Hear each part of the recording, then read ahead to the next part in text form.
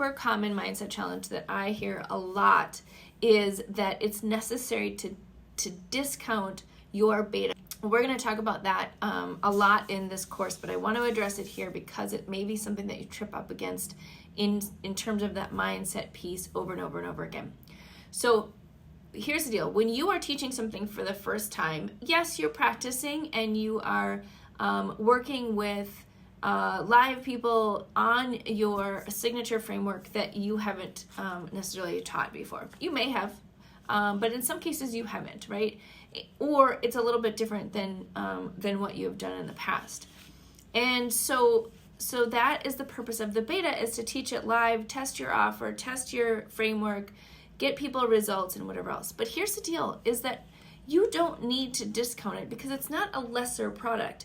What it is the first time you're teaching it. So again, we make the distinction between, that the type of online course creators who just like show up and teach their thing, right? Like that's not what we're talking about. You're going to be working on your framework. You're going to be working on dialing in who your learner is, what result you're getting them, what the path is that you're taking them on for success. So you're really prepared by the time you get to beta, right? And so it's just like if you were to go to a live conference or a live class in person, like in your town, you would expect, or they would expect you to pay for it before you walked in the door. And you would also expect that they would charge for it before you showed up. It wouldn't be like, well, sign up and then come to the class and then pay for it afterwards. Right? Like that never happens. And the expectation is it doesn't happen, right? So if you take a college class, it's not like, well, pay for the class after you're finished with your semester. No, you pay for it ahead of time, even though it hasn't been taught yet.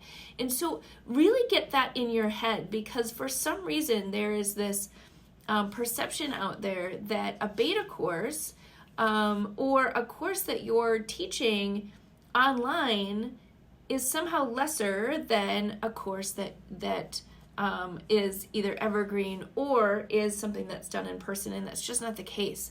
And so be really confident in your framework. Be really confident in the fact that you're showing up. Here's the reality, is that your founding members coming into your beta are actually getting a better experience than anyone else ever in your course, because you are so motivated to get them success. You are so motivated to make sure that everything that you're teaching is dialed in.